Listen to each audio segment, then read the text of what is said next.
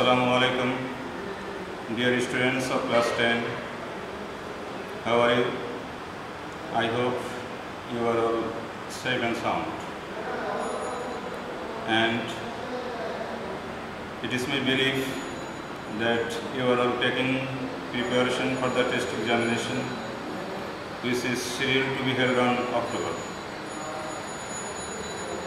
And you are all welcome to my online class arranged by Bangladesh Bank High School, Motijil, Dhaka. Dear students, today I am going to discuss about an important grammar from your syllabus, changing sentence. Changing sentence is a very difficult and enjoyable item, undoubtedly. In other words, we call it transformation of sentence. What do you mean by transformation of sentence? It means changing one form of sentence to another form, keeping the meaning same. That is, you have to change a form of a sentence to another form without changing the meaning.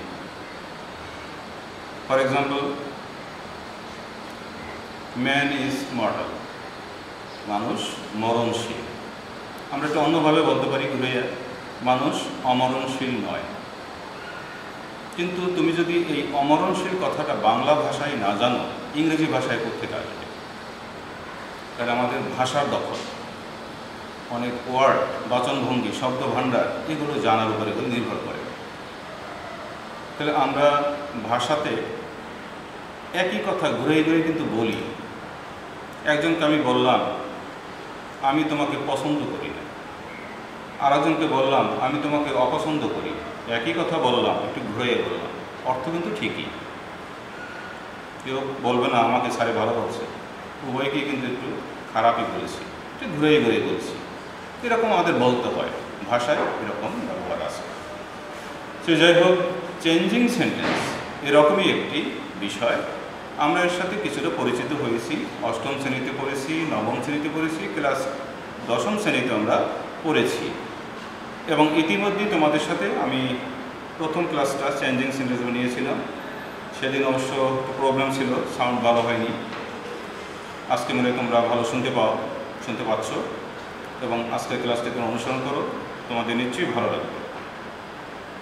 তবে এটা সত্য, আমাদের শিক্ষার্থীরা ইংরেজি বিষয়ে একটু অনাগ্রহ প্রদর্শন করছে, খুব তারা একটা দেখছে না। তারা বাংলা ক্লাসটা যত মজা করে দেখে, ইংরেজি ক্লাসটায় অত আনন্দ পায় না। তো আনন্দ পেতে হলে তোমাকে আসলে এর ভিতরে যেতে হবে। সব কিছুর ভিতরে না গেলে কোনো কিছুতেই আনন্দ পাওয়া যায় না।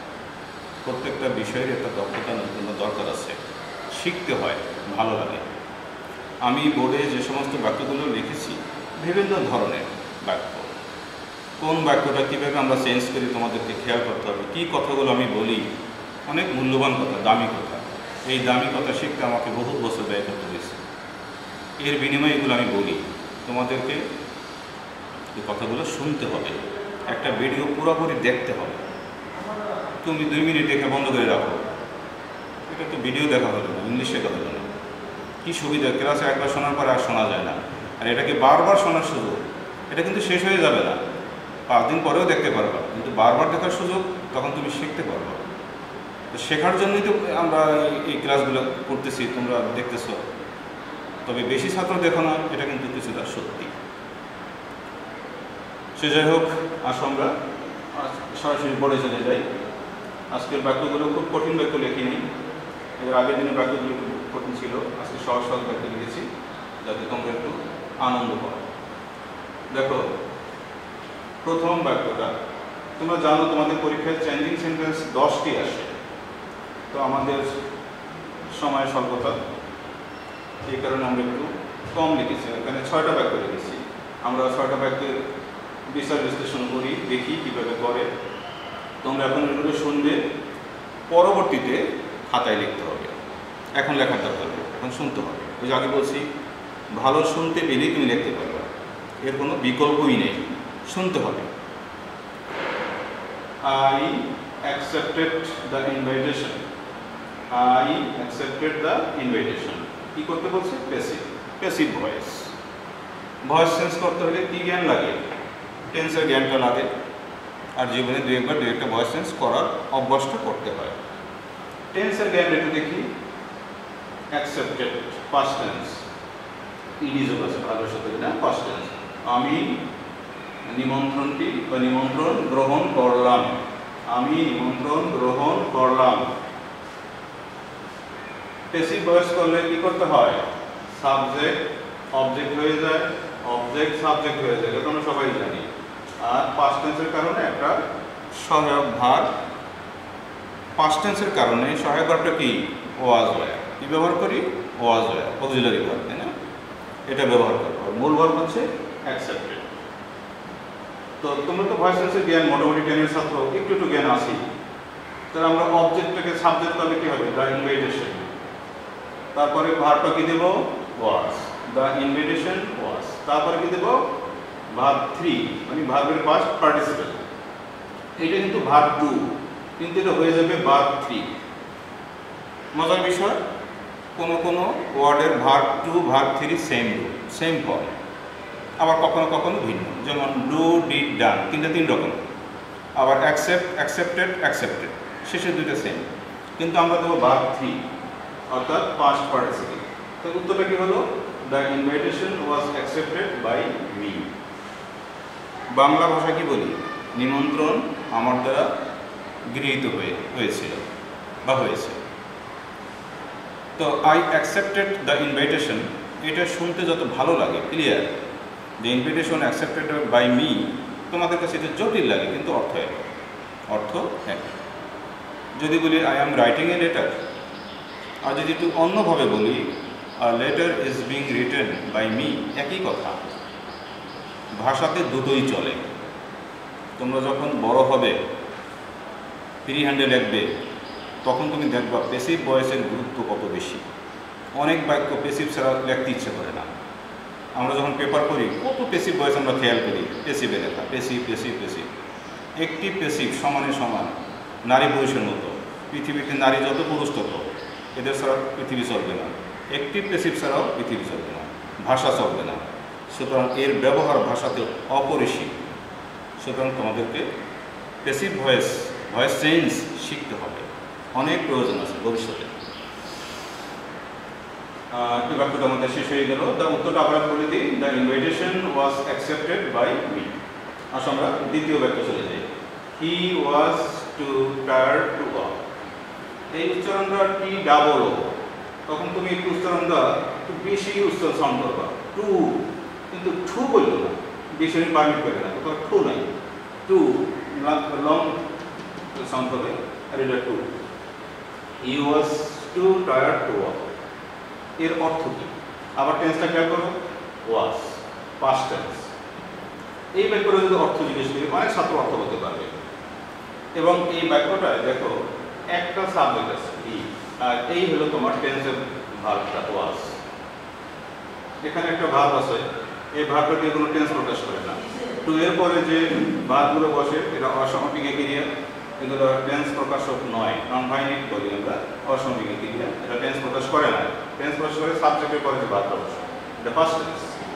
এটার যদি বাংলা বলি, হি was too tired to walk, আমরা কি বলবো? বাংলায় কি বলবো? সে এতই ক্লান্ত হয়ে পড়েছিল যে হাঁটতে পারেনি।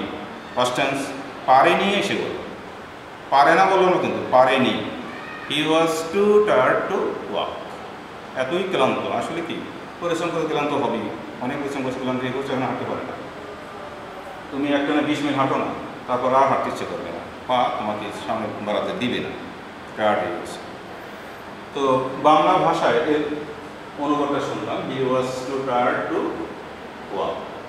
এটা সিম্পল সেন্টেন্স। সিম্পল সেন্টেন্স কেন? এখানে কোনো কনজাংশন নেই। যদি সহজ ভাষায় বলি, একটি সাবজেক্ট, একটি ফাইনাইট ভার্ব বা টেন্স প্রকাশক ওয়ার্ড, একটি ভার্ব, কোনো কনজাংশন নেই, এগুলো সিম্পল সহজ বাক্য, সরল বাক্য। কত সরল বাক্য আমরা পরিচিত হয়েছি, I eat rice, simple sentence. I go to school, simple sentence. He helps me, simple sentence. Simple সেন্টেন্সে কোনো কনজাংশন থাকে না, একটি টেন্স থাকে, সহজ হিসাব। তাহলে আমরা 3 ক্লাসে বসে সিম্পল সেন্টেন্স শিখছি, তো সিম্পল নাম শিখি নেই, কিন্তু এই বাক্যের সাথে আমরা পরিচিত। তাহলে এই বাক্যে আমি কী করতেছি, আমাদের ডিরেকশনটা কি? কম্পাউন্ড। কম্পাউন্ড অর্থ যৌগিক বাক্য। যৌগিক কোথেকে আসছে? যোগ থেকে যৌগিক। তুমি দুটি বাক্যকে যোগ করবা, দুটি বাক্য যোগ করলে ওই বাক্যটা যৌগিক বাক্য হয়, দুইটা বাক্য। যদি বলি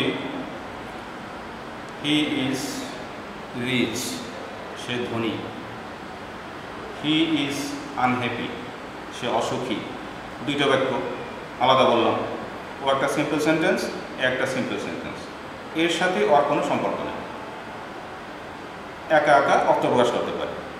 স্বাধীন, দুটোই স্বাধীন, অর্থাৎ ইন্ডিপেন্ডেন্ট একটা বাক্য, স্বাধীন বাক্য। এই দুইটাকে যদি আমরা যুক্ত করি, একটা ছাড়া আরেকটা অর্থ হয়। দুইটা স্বাধীন বাক্য যখন একাত্রে যুক্ত হয়, সেপারেটলি তারা হইতে পারে, আলাদা বসতে পারে, কিন্তু যখন যুক্ত হয় দুইটা স্বাধীন বাক্য, তখন সে যৌগিক বাক্য হয়। এটাকে আমরা কম্পাউন্ড সেন্টেন্স বলি। আমরা বোর্ডে আরও একটা যৌগিক বাক্য লিখেছি। যৌগিক বাক্য দুটো স্বাধীন ক্লজ, অর্থাৎ আলাদাভাবে সে সেন্টেন্স হয়ে যায়, যখন যুক্ত হয়ে যায় সে ক্লজ রূপ ধারণ করে, তখন সে বাক্যাংশ, part of A larger sentence, বড় বাক্যের একটা অংশ, তখন সে ক্লজ হয়ে যায়। বিচ্ছিন্ন করে ফেলে সে সেন্টেন্স হয়ে যায়। তাহলে বললাম he is rich, he is unhappy, দুটো সিম্পল সেন্টেন্স যুক্ত করব, তখন সে দুটো ক্লজ হয়ে যাবে, একটা কনজাংশন দিতে হবে। কম্পাউন্ড সেন্টেন্সের কনজাংশনগুলো সাধারণত আমরা কি ব্যবহার করি? বেশি বেশি প্রচলিত যেটা, সেটাই বলি, অ্যান্ড, বাট, অর। এই কনজাংশনগুলো বহুল প্রচলিত, এ দিয়েই তোমার জীবন চলবে, বাইরে যাওয়ার দরকার নেই। অর, বাট, অ্যান্ড, এই কনজাংশনগুলো আমরা ব্যবহার করি কম্পাউন্ড সেন্টেন্স। আগেই বলছিলাম যোগ থেকে যৌগিক। তাহলে কম্পাউন্ড সেন্টেন্সে কী হবে? দুটো বাক্যকে, দুটো সিম্পল সেন্টেন্সকে আমরা যোগ দিব, যৌগিক বাক্য করব। তাহলে আমরা একটু দুটো সিম্পল সেন্টেন্স করে যোগ করে নিই। তোমাদেরকে নিয়ম বলে দিই, নিয়ম বললে একটু সুবিধা হয়। যদি তুমি TW2 থাকে, এইটা সিম্পল সেন্টেন্সে বসে, এটা যখন কম্পাউন্ড সেন্টেন্সে বসে, তখন অন্য একটা অ্যাডভার্ব দেবা, ভেরি। কী দেবা? ভেরি। ওইটা সিম্পলে বসে, তাহলে টু থাকলে আমরা ভেরি ব্যবহার করবো। এবার বাংলা ভাষায় তোমাদেরকে একটু দুটো বাক্য আলাদা করে আমি শুনাই। আমি বাংলায় বলি, সে অত্যন্ত ক্লান্ত ছিল, সে হাঁটতে পারেনি। দুটো সেপারেট বাক্য হয়ে গেল। He was very tired, full stop দেওয়া যায়, এই বাক্যটা স্বাধীন, একা একা অর্থ প্রকাশ করতে পারে। হি কুড নট ওয়াক, সে হাঁটতে পারেনি। এখন দুটো বাক্যকে আমি যোগ দিই, যৌগিক বাক্য হয়ে গেল। দুটো বাক্য একসাথে কী হলো? কম্পাউন্ড সেন্টেন্স হয়ে যাবে, এবং আলাদাভাবে তারা বসতে পারে। দুটো সিম্পল সেন্টেন্স, ইন্ডিপেন্ডেন্ট ক্লজ যখন একাত্রে আসে, তখন সে যৌগিক বাক্য হয়ে যায়। তখন কিন্তু কমপ্লেক্স সেন্টেন্স হয় না, যৌগিক বাক্য হয়। যোগ থেকে যৌগিক। যোগ দেবা কি দিয়ে? যোগসেন দিয়ে না, যোগ দিবা তুমি কনজাংশন দিয়ে। কনজাংশনের কাজ হইল জোড়া লাগানো। কনজাংশন কী কাজ করে? দুটো সেন্টেন্সকে যুক্ত করে, দুটো ওয়ার্ডকে যুক্ত করে। রহিম অ্যান্ড করিম, অ্যান্ড কনজাংশন জোড়া দিল। তো আমাদের কিন্তু শিখতে হবে। শিখতে হলে শুনতে হয়, এর বিকল্প নাই, শুনতে হবে। তুমি শোনো নাই, শেখো নাই, বিপদ তোমারই। যে শিখেছে তারই লাভ। লাভ তো এখন হবে না, ভবিষ্যতে হবে। তাহলে আমরা একটু জোড়া দিই। হি ওয়াজ ভেরি টায়ার্ড, আর সে কী করলাম? হাঁটতে পারিনি। জোড়া দিলে বাংলাটা কেমন হয় শুনি। আগে বাংলা ভাষা, আগেই বলছি, আগে চাই বাংলা ভাষার গলাটাকে গোড়াপত্তন, তারপরে ইংরেজি ভাষা। বাংলা না জানলে ইংলিশ আসে না, বাংলা জানতে হবে ভালো। সে ছিল অত্যন্ত ক্লান্ত এবং তাই সে হাঁটতে পারেনি। এই বাংলায় সুন্দর একটা ব্যাখ্যা হয়েছে না? কোনো ভুল হয়েছে? একটু ভুল হয়নি। সে ছিল খুবই ক্লান্ত, তাই সে হাঁটতে পারেনি। তাহলে অ্যান্ড এসে বললো, কনজাংশনে কি এসে বললো? অ্যান্ড। বাট কিন্তু আসতেছে না, তাহলে আমরা অ্যান্ড ব্যবহার করব। He was very tired and so, তুমি সো দিলে ভালো, না দিলেও চলবে, দিলে ভালো। And so he could not walk, হাঁটতে পারেনি, কুড নটে যেতে হবে। এই যে ওয়াজ ফার্স্ট টেন্স, এখানে ক্যান নট করা যাবে না, কুড নট করতে হবে। আমার মনে হয় তোমরা এই বাক্যটার বেশ ক্লিয়ারলি বুঝতে পেরেছো। আমি ভেঙে ভেঙে বুঝিয়ে দিলাম কম্পাউন্ড সেন্টেন্স কীভাবে হয়, যোগ থেকে যৌগিক, যৌগিক মানে কম্পাউন্ড। তাহলে আমাদের এই বাক্যটা সম্পর্কে একটু জ্ঞান হয়েছে। এরকম বাক্য যদি আসে তুমি এইভাবেই করবা। TOO থাকলে আমরা ভেরিতে যাব এবং ভেঙে দুটো বাক্য করবো। দেখো কোথাও কিন্তু কুড নট নাই, আনতে হলো ভাষার প্রয়োজনে। সে ছিল অত্যন্ত ক্লান্ত এবং তাই সে হাঁটতে পারেনি। এই বাংলায় একটু ভুল নেই, কি সুন্দর ভাষা। তাই আমরা কুড নট আনি, কুড নট পাস্ট টেন্স। পরবর্তী বাক্য, আমি আবারও একটা কম্পাউন্ড সেন্টেন্স এখানে চেয়েছি তোমাদের কাছে। আবার দেখো কি কাকতালীয় ব্যাপার, পরের বাক্যটা আমার কম্পাউন্ড সেন্টেন্স লিখে গেছি এবং কম্পাউন্ড সেন্টেন্সটা আমি আবার কমপ্লেক্স এসেছি। ভালোই লাগে, পড়তে পারলে ভালো লাগে বেশি, বুঝতে পারলে তো অনেক ভালো লাগে। দেখো বাক্যটা আমি একটু আগে বলছিলাম অ্যান্ড, অর, বাট, এই কনজাংশন যুক্ত বাক্যগুলো কম্পাউন্ড সেন্টেন্স, যৌগিক বাক্য, দুটো বাক্য। তো এখানে আমি যে বাক্যটা লিখেছি কম্পাউন্ড সেন্টেন্স, অর, অর হলো তোমার কনজাংশন। অর্থটা হয় কিনা দেখি, রিড, পড়ো, অথবা ফেল, ফেল মানে কি, ফেল করো, অকৃতকার্য হও, কথা তো সত্যি, পড়ো অথবা অকৃতকার্য। এই বাংলা ভাষায় কোনো ভুল নেই। এখন তোমরা বলতে পারো স্যার এখানে দুটো বাক্যকে বুঝিয়ে দেন তো, কীভাবে দুটো বাক্য হলো, আমরা দুটো বাক্য দেখছি না, এখানে দুটো ভাগ মাত্র। একটু বাক্য দেখাই তোমাদেরকে। যদি কাউকে বলি রিড, পড়ো, এটা কিন্তু একটা বাক্য বলেছি, ইম্পারেটিভ সেন্টেন্স। রিড মানে ইউ রিড। ইম্পারেটিভ সেন্টেন্সের আগে আমরা ইউ ব্যবহার করি, দেই না, আন্ডারস্টুড, তাই না? তোমাদেরকে যদি যখন বলি থ্যাংক ইউ, থ্যাংক ইউ মানে কি জানো, আই থ্যাংক ইউ, এটা কিন্তু ইম্পারেটিভ সেন্টেন্স না, অ্যাসার্টিভ সেন্টেন্স, এখানে আই আন্ডারস্টুড আছে। আর যদি বলি থ্যাংক মি, তাহলে মানে কি, ইউ থ্যাংক মি, তুমি আমাকে ধন্যবাদ দাও, তখন ইউ আন্ডারস্টুড আছে। থ্যাংক মি যদি বলি এটা ইম্পারেটিভ সেন্টেন্স, আর থ্যাংক ইউ বলি এটা অ্যাসার্টিভ সেন্টেন্স। কি সুন্দর বাক্য না? যদি help me, you help me, imperative sentence. শুধু বলি হেল্প, সাহায্য করো, সাহায্য করো, হেল্প, হেল্প, ইম্পারেটিভ সেন্টেন্স, একটি ওয়ার্ডই একটি সেন্টেন্স। তাহলে আমরা এটা সেন্টেন্স বিশ্বাস হলো। আর একটা বাক্য আছে ফেইল। তাহলে রিড যদি সেন্টেন্স হইতে পারে তাহলে ফেইলও সিমিলারলি সে একটা সেন্টেন্স হয়ে গেল। তাহলে রিড অর ফেইল, অর্থাৎ তুমি পড়ো অথবা তুমি ফেল করো, অর্থাৎ অকৃতকার্য করো। আমরা ইম্পারেটিভ সেন্টেন্সের ভাষার সৌন্দর্য রক্ষার জন্য ইউ দেই না। আমরা কিন্তু সবসময় বলি হেল্প মি, হেল্প মি। আমরা কি কখনো বলি ইউ হেল্প মি? নো। তাহলে হেল্প মি ইম্পারেটিভ সেন্টেন্স।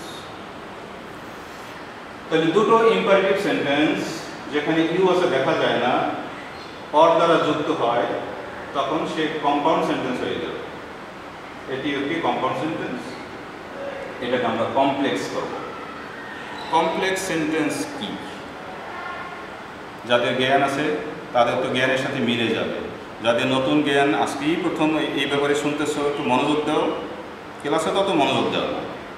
ক্লাসে কীভাবে এই শয়তানি করে সময়টা কাটাবা, স্যারে কখন চলে যাবে এই চিন্তাই করো, কখনোই শোনো নাই, যার জন্যই শিখতে পারো নাই। স্যারদের আসলে ক্লাসে তোমাদের ভালো হয়ে যেতে না, এটা হইতে পারে না। স্যারদের থেকে শেখার জন্য ক্লাসে চুপ করে থাকতে হবে। শেখার জন্য কি আমরা আসি স্কুলে? এখনও ছাত্র অভিভাবক আসে না, আগে আসতো। তো যাই হোক, আমি একটু তোমাদের কমপ্লেক্স সেন্টেন্স বলি, জটিল বাক্য। তুমি যখন একটা ইংরেজি রচনা পড়ো, কম্পোজিশন পড়ো, দেখো 25টা সেন্টেন্স আছে তোমার এই রচনার ভিতরে। অনেকগুলো সেন্টেন্স আছে সিম্পল সেন্টেন্স, তুমি খেয়ালও করো না। অনেকগুলো বাক্য আছে কম্পাউন্ড সেন্টেন্স, একটুও বোঝো না, খেয়ালও করো না। অনেকগুলো কমপ্লেক্স সেন্টেন্স আছে। এই 3 প্রকারের সেন্টেন্স নিয়েই তো ভাষা। ছোটোবেলাও সেন্টেন্স শিখছি, অ্যাসার্টিভ, ইন্টারগেটিভ, ওটাও যেমন আছে এগুলোও আছে স্ট্রাকচারালি, গঠনগতভাবে। এগুলো আমাদের চিনতে হবে। আর যে চিনতে পারে সে শিখতে পারে, সে মনে রাখতে পারে, এবং তাই সেই আবার লিখতে পারে। তাহলে তুমি যখন এই সেন্টেন্সগুলো চিনতে পারবা তখন ওই রচনার ভিতর খেয়াল করবা যে এই বাক্যটা তো আমি চিনতে পেরেছি, এটা কমপ্লেক্স, এইভাবে কমপ্লেক্স হইল। এক ছাত্র বলে, স্যার আপনি যে বললেন my father has been transferred from Dhaka to Khulna, এটা তো পড়ছি স্যার। কোথায় পড়ছো? অ্যাপ্লিকেশন করছি। কেমন পড়ছো? মুখস্থ করছি, পুরা মুখস্থ। কিন্তু হ্যাজ বিন ট্রান্সফার্ড কীভাবে হইল তা তো তুমি শেখো নাই। আমি তো আমার এক বন্ধু সহকর্মী যাই বলি, নাম তো বলা যায় না, সে তো ট্রান্সফার্ড উচ্চারণই করতে পারতো না, বলতো ট্রান্সফার্ড।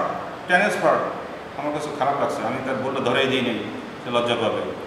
ট্রান্সফার্ড, তাই না? মাই father has been transferred, transfer না। সেটা কমপ্লেক্স সেন্টেন্সে দুটো ক্লজ একত্রে যুক্ত হবে একটা বিশেষ কনজাংশনের মাধ্যমে, তবে অ্যান্ড অর বাট না, ওটা বাতিল। অন্য কনজাংশন, অনেক কনজাংশন পৃথিবীতে আছে। আরে সারা পৃথিবীর শব্দ ভাণ্ডারকে 8 ভাগে ভাগ করছে। কনজাংশন আছে লাখ, নাউন আছে কোটি কোটি, প্রোনাউন আছে লক্ষ লক্ষ, তাই না? কোটি কোটি শব্দ 8 ভাগে ভাগ করছে, তাহলে এক ভাগে অনেক পড়বে না? কনজাংশন অনেক আছে। তো আমরা বেশি বেশি যে কনজাংশনগুলো ব্যবহার করি সেগুলো দু একটা তোমাদের শোনাব। দুটো বাক্যাংশ যখন একত্রে যুক্ত হয় এবং একটা বাক্যাংশ আর একটা বাক্যাংশের উপরে নির্ভরশীল হয়, মানে স্বাধীনভাবে কেউই বসতে পারে না। একটা বসতে পারে কিন্তু আর একটা অন্যের উপর নির্ভরশীল থাকে। একটা বাক্যাংশ স্বাধীন, ইন্ডিপেন্ডেন্ট ক্লজ, কিন্তু আর একটা তার উপরে নির্ভরশীল, ডিপেন্ডেন্ট ক্লজ।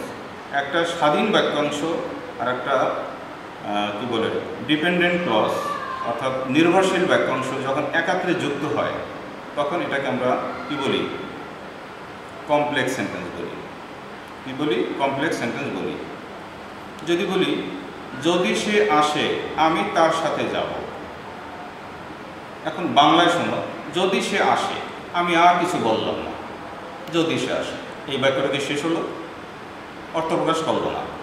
এটাই হলো তোমার ডিপেন্ডেন্ট ক্লজ, সাবঅর্ডিনেট ক্লজ। সে একাকী অর্থ প্রকাশ করতে পারে না, সে আর একটি ক্লজ চায়। ওকে ছাড়া সে অর্থ প্রকাশ করতেই পারে না, ওর উপরে সে নির্ভরশীল, সে কিন্তু স্বাধীন। যাকে সে চায়, যাকে ছাড়া সে অর্থ প্রকাশ করতে পারে না, সে ইন্ডিপেন্ডেন্ট ক্লজ, স্বাধীন বাক্যাংশ। স্বাধীন আর পরাধীন এই দুটো মিলে যায় complex sentence. If he comes, যদি সে আসে, I will go with him, আমি তার সাথে যাব।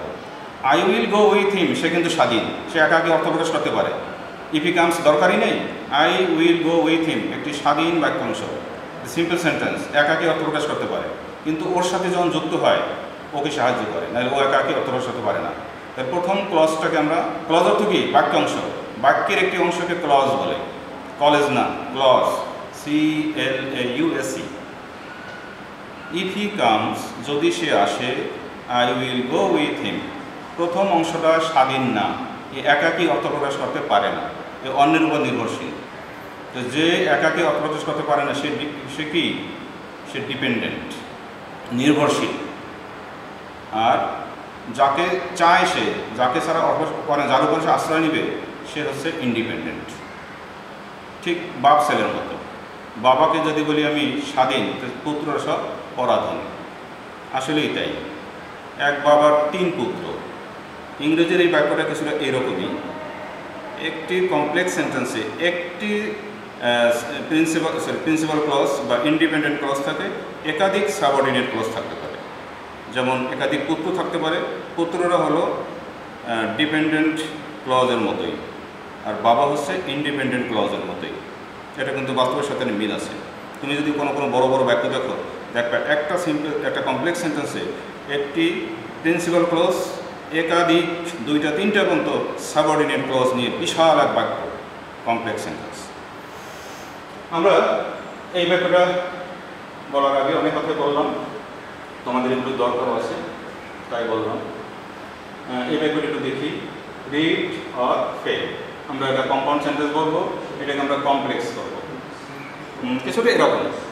বাংলায় বলি, পড়ো অথবা ফেল করো। বাংলায় কী হবে? যদি তুমি না পড়ো, বাংলা হতে পারে না, যদি তুমি না পড়ো তুমি ফেল করবে, তুমি অকৃতজ্ঞ হবে। বাংলা ভাষা হতে পারে তো। তো তোমাকে একটা সংক্ষিপ্ত একটা টিপস দিয়ে দিই, নিয়ম বলে দিই।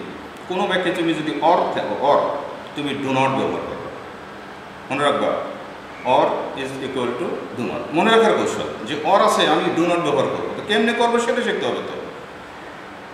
আর ইফ ব্যবহার করতে হবে, যদি তুমি না পড়ো তুমি কি অকেটিভ হবে, বাংলা ভাষা মিলে গেল। যদি তুমি না পড়ো, if you do not read subordinate clause, অর্থপ্রকাশ হলো না, সে আর কি ক্লজ চায়, ওইটা হচ্ছে independent clause, you will fail. তাহলে আমরা অরযুক্ত বাক্যে আমরা কি ব্যবহার করব, ইফ আনবো, ডু নট আনবো, ইফ আনবো, ডু নট আনবো। অরযুক্ত বাক্যে ইফ আনবো, ডু নট আনবো। If you do not read you will fail. আমার বাংলায় কোনো ভুল হয়েছে না, ইংলিশেও ভুল হয়নি। তাহলে কি বলবো, যদি তুমি না পড়ো তুমি ফেল করবে। তুমি ফেল তখন বাংলা শব্দ হয়ে গেছে ফেল, তাই না? বাংলা আমরা ফেল বলি, আসলে এটা অকেটিভ হওয়া, এটা কেউ বুঝবে না, ফেল বলবে ভালো বোঝে। তাহলে if you do not read you will fail. আমার মনে হয় তোমরা এই টিপসটা বুঝতে পারছো যে অর থাকলে আমরা ডু নট ব্যবহার করব আর ইফ কনজাংশন ব্যবহার করব। কনজাংশন ছাড়া তো কমপ্লেক্স সেন্টেন্স হবে না। এখানকার ইফটা কনজাংশন, ইফের কাজ কি, দুইটা ক্লজকে যুক্ত করা। If you do not read comma you will fail, full stop. উত্তর হয়ে গেল। আমরা ডি নাম্বারে আছি। D number, he sat under the tree, সে গাছের নিচে বসেছিল। Sat past tense, and fell asleep, এবং ঘুমিয়ে পড়ল। দেখো এখানে sat past tense, fell past tense, fall থেকে ফেল, দুটো পাস্ট টেন্স অ্যান্ড দ্বারা যুক্ত হয়েছে। অ্যান্ড দ্বারা কি যুক্ত হয়, একটু আগে আমরা শিখেছি অ্যান্ড আর ভার্ব দ্বারা কি হয়, কম্পাউন্ড সেন্টেন্স। তো বাক্যটা কম্পাউন্ড সেন্টেন্স আছে, আমরা এটাকে সিম্পল করব। এখন অ্যান্ড আছে, অ্যান্ডের পরে একটা মনে মনে হি আছে, হিটা না ধরে চলবে, কারণ একই দিকে দুইবার হি কিসের দরকারই নেই। He sat under the tree and fell asleep, and he fell asleep, কিন্তু আমরা হি দেব না ভাষা সৌন্দর্যের জন্য। তাহলে এখানে এটা কম্পাউন্ড সেন্টেন্স, যৌগিক বাক্য, দুটো বাক্য যুক্ত হয়েছে। একটা বাক্য হলো he sat under the tree, he fell asleep. এই দুইটা বাক্যকে আমরা যুক্ত করেছি অ্যান্ড দ্বারা, কিন্তু আমরা এইটা আন্ডারস্টুড রাখছি, উজ্জ্ব রাখছি বা দেইনি, কারণ এটা দেওয়ার চেয়ে না দেওয়া অনেক ভালো, কিন্তু মনে মনে আছে। তাহলে দুটো সেন্টেন্স হয়ে গেল। দুটো সেন্টেন্স অ্যান্ড দ্বারা যুক্ত হলে কি সেন্টেন্স হয়, কম্পাউন্ড সেন্টেন্স। এই কম্পাউন্ড সেন্টেন্সকে আমরা এখন সিম্পল সেন্টেন্স করব। সিম্পল সেন্টেন্সে কোনো কনজাংশন বসে না, কিন্তু এই যে অর্থ, এই অর্থই তোমাকে প্রকাশ করতে হবে সিম্পল সেন্টেন্সের মাধ্যমে। সহজ সরল বাক্য বলার অভ্যাস করতে হবে, তাই না?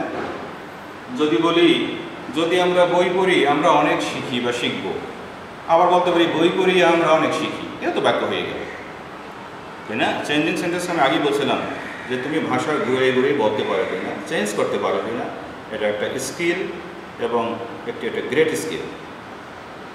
তুমি কি, এটা তোমার এই স্কিল দ্বারা নিরূপিত হয়। এইটার নিয়মটা কি, এটা আমরা কিভাবে করব? এটা নিয়ম হলো অ্যান্ডের পরে যদি একটা মনে মনে তুমি হি দেখো, আর প্রথম তো হি আসি, তো একটা হি তোমাকে উঠিয়ে দিতে হবে, প্রথম হিটা উঠিয়ে দিতে হবে, প্রথম হিটা থাকবে না। তোমাকে মনে রাখতে হবে সিম্পল সেন্টেন্সে একটি সাবজেক্ট থাকে আর একটি টেন্স থাকে। এখন কিন্তু দুইটা টেন্স আছে, একটা স্যাট একটা ফেল। আমরা প্রথম টেন্সটা ভ্যানিশ করে দেবো আর পরবর্তী টেন্সটা রাখবো। এখানে যে বলছিলাম না মনে মনে একটা হি আছে, ওই মনে মনেটা পুরো দিয়ে দেবে এখন, আর ফাঁকা রাখা যাবে না। এখানে এখানকার হিটা এখানে আনিয়ে দাও আর এই হিটা কেটে দাও, এটা থাকবে না। এখানে একটা নতুন করে হি আনো, যেটা এখানে মনে মনে ছিল সেটা দিয়ে দাও। তাহলে কি হলো, হি ফেল অ্যাসলিপ, সে ঘুমিয়ে পড়লো। অ্যান্ড তো দিতে পারবো না, অ্যান্ড বাকি। দেখো অ্যান্ড যদি থাকে তাহলে বাক্য এরকমই থাকবে। একটা ওয়ার্ড যদি উঠিয়ে দিই এই বাক্যটা পুরো অশুদ্ধ হয়ে গেল। আর অশুদ্ধ করার পরে আবার শুদ্ধ করতে হলে আবার আর এক জায়গায় চেঞ্জ করতে হবে। কি কি চেঞ্জ? এখানকার হি দেখা যায় নাই, সেটাকে উঠে আনতে হবে। এই হি এখান থেকে উঠে কেটে কেটে এখানে বসাবো। আর আমি আবারও বললাম সিম্পল সেন্টেন্সে কি বসে, একটি টেন্স, এই ফেল হলো পাস্ট টেন্স, তখন এই স্যাট আর টেন্স থাকতে পারবে না। স্যাট কিন্তু পাস্ট টেন্স, এটা তখন নন ফাইনিট অসমাপিকের দিকে হয়ে যাবে, এটা টেন্স থাকবে না, একবার টেন্স থাকবে। সিম্পল সেন্টেন্সে একটি টেন্স হয়। তাহলে কি হলো, হি ফেল অ্যাসলিপ। তুমি তখন এই স্যাটটিকে জিরো করে ফিনিশ করে দিবে, তাহলে তো গাছের নিচে সে বসা হইল না। তখন তুমি এই স্যাটের সাথে আইএনজি যোগ করবা। স্যাটের সাথে আইএনজি যোগ করলে হয় সিটিং। কি হয়? সিটিং। মূল ভার্বের সাথে আইএনজি হয়। পাস্ট টেন্সের সাথে আইন যোগ হয় না। আমরা কখনো গোয়ের সাথে আইন যোগ করি, ওয়েন্টিং করি না, গোয়িং করি। তাহলে sitting under the tree he fell asleep, উত্তর হয়ে গেল সিটিং, এসটা বড় দেবো, sitting double T, sitting under the tree he fell asleep, and উঠে গেল। এই বাক্যটা সিম্পল হয়ে গেল।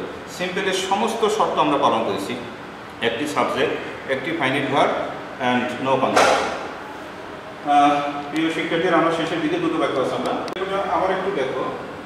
হি sat under the tree and fell asleep. আমি কি বলছিলাম, এই হিটা আমরা এই হি এর জায়গায় দেবো। এখানে একটা হি ছিল মনে মনে, হি ফেল অ্যাসলিপ। এখন সিম্পল সেন্টেন্সে ওই হি উঠিয়ে অ্যান্ড এর পরে বসাবো, আর অ্যান্ডটা তোমরা দিবা না, কারণ সিম্পল সেন্টেন্সে কোনো কনজাংশন বসে না। আর টেন্স হবে এই শেষেরটা, এটা তো পাস্ট টেন্স, ফেল, এখন পর থেকে ফেল হয়ে গেল। এখন একটা টেন্স যেহেতু হবে, তাহলে অন্যটা যে ভাগ ছিল এইটাকে তুমি অসমাপিকে ক্রিয়া করবা। অসমাপিকে ক্রিয়া কীভাবে করে, বাক্যের সাথে আইএনজি যোগ করে। তাহলে স্টার্টিং ওয়ার্ডটা আইএনজি যুক্ত হবে। তাহলে সিটিং, সিটিং অর্থ কি, বসিয়া। কোথায় বসিয়া, গাছের নিচে বসিয়া। Under, sitting under the tree he fell asleep. And থাকলো না, দেখো কি কি চেঞ্জ হলো, অ্যান্ড উঠে গেল, হি গেল ওখানে, আর এই ভাগের সাথে আইএনজি যুক্ত হলো। কখনোই শুদ্ধ হবে না sat under the tree he fell asleep. Sitting তোমাকে করতেই হবে, ব্যাকরণের রুল এমন, এটিই সত্যি, এটিই নিয়ম। তাহলে কি শিখলাম, প্রথমে যদি আইএনজি দিয়ে যুক্ত হয় ওই বাক্যটা সিম্পল হয়ে যাওয়ার সম্ভাবনা বেশি যদি কনজাংশন না থাকে। তাহলে তো আবার শুনি, সিটিং ডাবল টি দেবো, sitting under the tree he fell asleep. অর্থটা কি দাঁড়ালো, গাছের নিচে বসে সে ঘুমিয়ে পড়ল। বাক্যটা বাংলা ভাষায় শুনলাম, সিম্পল সেন্টেন্স, এবং কনজাংশন মুক্ত সেন্টেন্সই হচ্ছে সিম্পল সেন্টেন্স, আর কনজাংশন যুক্ত সেন্টেন্স হলো কম্পাউন্ড অর কমপ্লেক্স সেন্টেন্স। আমরা শেষের বাক্যটা দেখি। People living in the highland can escape flood. People living in the highland can escape flood. এই বাক্যটা একটু বিশ্লেষণ করি, একটু দেখো খেয়াল করে, একটু বিশ্লেষণ করি। লিভিং এর পরে আমি একটু আটকাই দিলাম তোমাদের সুবিধার্থে, বাক্য বোঝার সুবিধার্থে, সবার জন্য সুবিধা হবে। দেখো, পিপল ক্যান এস্কেপ ফ্লাড, কি সুন্দর, কোথায় সাবজেক্ট আর কোথায় প্রেডিকেট। হ্যাঁ, সাবজেক্টের সাথে ভার্বের এগ্রিমেন্ট অনেক দূরে। Can, people can escape flood, মানুষ বন্যা থেকে রেহাই পেতে পারে। এখন তো বন্যা, তাহলে বাস করতে হবে কোথায়, ঘরের চালে, টিনের উপরে, উঁচু স্থানে, রাস্তায় বা স্কুলে। আর এখানে আছে লিভিং, আইএনজি আছে। এই যে বলছিলাম আইএনজি থাকলে সিম্পল সেন্টেন্স হয়ে যায়। এই বাক্যের ভিতরে কোথাও কনজাংশন নেই, তাহলে আবারও সিম্পল সেন্টেন্স এটা পেয়ে গেলাম, আর আইএনজিটা এখানে আছে। তো উঁচু স্থানে বসবাসকারী জনগণ, দেখো উঁচু স্থানে বসবাসকারী জনগণ বন্যা থেকে রেহাই পেতে পারে, এটা বঙ্গরূপটা শোনাই দিলাম। এখন তুমি এটাকে কমপ্লেক্স করবা, জটিল করবা। কমপ্লেক্সে কি হয়, একটি কনজাংশন আনতে হয়, কনজাংশন আনতে হয়, একটা প্রিন্সিপাল ক্লজ থাকে, একটা সাবঅর্ডিনেট ক্লজ থাকে। প্রিন্সিপাল ক্লজ কোনটি, দেখো পিপল ক্যান এস্কেপ ফ্লাড, এটা কিন্তু অর্থ হয়ে গেল, এটা স্বাধীনভাবে সে একলা একলা বসলো। পিপল ক্যান এস্কেপ ফ্লাড, মানুষ বন্যা থেকে নিষ্কৃতি পেতে পারে, রেহাই পেতে পারে। এটা প্রিন্সিপাল ক্লজ, প্রধান বাক্যাংশ। এটাকে আমরা কি বলি, ইন্ডিপেন্ডেন্ট ক্লজ। এখন আর একটা লাগবে ডিপেন্ডেন্ট ক্লজ। ক্লজ নেই, সেখানে টেন্স থাকতে হবে। ক্লজে কি থাকতে হবে, টেন্স থাকতে হবে। দুটো টেন্স হলে তো কমপ্লেক্স হবে না। এখন এই লিভিং এর টেন্স কি, লিভিং এর টেন্স হচ্ছে লিভ। লিভিং অসমাপিকে ক্রিয়া, এটা টেন্স প্রকাশ করে না। আবার মনে করুন এটা প্রেজেন্ট কন্টিনিউয়াস টেন্স, নো, এখানে আমি জানি। এখন এটাকে তুমি যদি লিভ করো তখন তোমাকে একটা কনজাংশন হু দিতে হবে, এটাকে আমরা রিলেটিভ প্রোনাউনও বলি, কনজাংশনও বলি। পিপল হু লিভ, দেখো আইএনজি ভ্যানিশ করতে হলে তার আগে একটা কনজাংশন দিতে হয়, সেটা আবার এই পিপলের সাথে মিলতে হবে। পিপলের বদলে তো হু দেবো, পিপলের বদলে তো আমরা হুইজ দিতে পারি না, হোয়াট দিতে পারি না, তাই না, এটা মানুষ, তাহলে হু দেবো। People who live in the highland can escape flood. তাহলে who live in the highland, এটা সাবঅর্ডিনেট ক্লজ, এটা পরাধীন বাক্যাংশ, এটাকে আমরা ডিপেন্ডেন্ট ক্লজ বলি। এ একলা একলা কোনো অর্থ প্রকাশ করতে পারে না, পরজীবী এই বাক্যের ভিতরে আশ্রয় গ্রহণ করেছে, এর ছাইড়া দিলেও সরাইয়ে দিলেও এই অর্থ প্রকাশ করতে পারে, তার মানে পিপল ক্যান এসকেপ ফ্লাড। তাহলে আমরা এই ব্যাখ্যাটা বুঝতে পেরেছি। তাহলে আমরা লিভিং থাকলে হু লিভ দেবো, পিপল উপর নির্ভর করবে। তাহলে উত্তরে কি হলো? People who live in the island can escape flood. আমাদের ব্র্যাকেট দিয়ে বুঝিয়ে দিলাম, এই এটা ফ্রেজের মতো, এটা কীভাবে ক্লজ হয়ে গেল। হু লিভ দিলে রিটেন্স হয়ে যায়, কনজাংশন এসে যায়, কনজাংশন যুক্ত ক্লজকে সাবঅর্ডিনেট ক্লজ বলে, কনজাংশন মুক্ত ক্লজকে প্রিন্সিপাল ক্লজ বলে, এবং এই দুটো ক্লজ মিলে যে বিশাল বাক্যটা হয় সেটা ইংরেজি ভাষায় আমরা কমপ্লেক্স সেন্টেন্স বলি। প্রিয় শিক্ষার্থী, তোমরা সামনে ঈদের তো ছুটি কাটাচ্ছই, আমাদের 4-5 দিন ক্লাস বন্ধ থাকবে। তোমরা এই বন্ধে এই ভিডিওগুলো বারবার দেখবে, আমার অতীতের ভিডিওগুলো দেখবে। ক্লাস 10 স্কুলের সবচেয়ে প্রাণ, সবচেয়ে বড় ক্লাস, ইংরেজির মতো একটা ক্লাস তারা যদি ওয়াচ না করে, না দেখে, তাহলে তোমরা মূল্যবান জিনিস হারাচ্ছ। তোমাদের অতীতের ক্লাসগুলো দেখার জন্য আমি আবার অনুরোধ করতেছি, উভয় শিফটই বলতেছি, ছেলে মেয়ে, এবং এই ক্লাসগুলো বারবার দেখো। যদি অতীতে দেখতে পারো নাই, পরে দেখে নিও। প্রথম থেকে 5-6টা আমরা ইংরেজি ক্লাস করেছি, অনেক দামি ক্লাস, এগুলো দেখো। তোমাদের মঙ্গল কামনা করি এবং এই ঈদের শুভেচ্ছা রইল। তোমরা ভালো থাকো, সুস্থ থাকো। আসসালামু আলাইকুম।